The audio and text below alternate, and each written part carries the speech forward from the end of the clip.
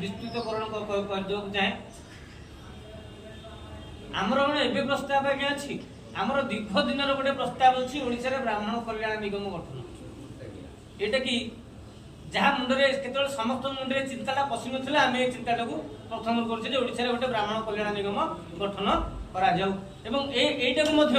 आमे पूर्वतन मुख्यमंत्री नवीन पट्टनायक मुहर मध्य एटा कहै समस्त मन दिबो 2007 मसीह मुख्यमंत्री नवीन पट्टनायक निजे घोषणा करते ओडिशा ब्राह्मण कल्याण निगम आम गठन करूँ कि छाड़ दुर्भाग्यपूर्ण विषय जे 2007 रु जाकि 24 होगला कल्याण निगम गठन कर तार प्रतिफल जगन्नाथ देते तेणु बर्तमान आमर गोटे कार्य बर्तमान रही बीजेपी जो राज्य शासन बीजेपी जो राज्य शासन करुच्ची ब्राह्मण मान निश्चित रूपे कल्याणमूलक योजना कार्यकारी तेणु आमर बर्तमान आशा अच्छी जेहेतु आम राज्य में बीजेपी सरकार आसी एथरक तेणु आम गोटे आशा करवा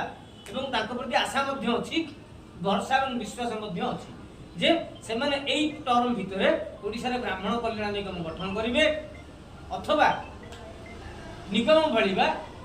बा बोर्ड भलिया किछि भी गोटे हो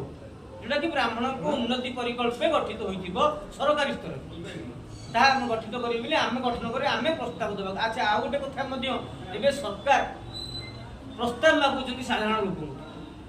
विभिन्न प्रकार उन्नतिमूलक कार्य हो बा आपणकर कोनोसी वर्ग गोष्ठी हो जे आपणकर जदि किछि गोटे आपणकर उन्नतिमूलक जदि किछि गोटे बजेट पय जदि किछि आपणकर कथा अछि तबे आपण देले से फाइनेंस टू बजेट रे ऐड करी तबे वर्तमान आमे से शामिल ही परिबा जदि सरकार निजे को जदि प्रस्ताव दियो बिली आमे प्रस्ताव देबा आमे भी किछि विरोधात्मक बा अथवा आंदोलनात्मक पंथा ग्रहण करिबा नाही काहेकि ना ओडिशा ब्राह्मण समाज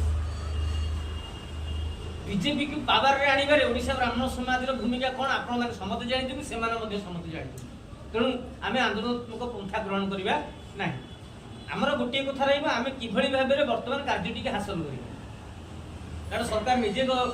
मुख्यमंत्री निजे प्रस्ताव देइछंती जे जो वर्ग बा जो गोष्ठीकर किछि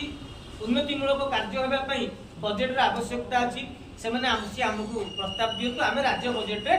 से फाइनेंस को बराद करिबु से अर्थटा को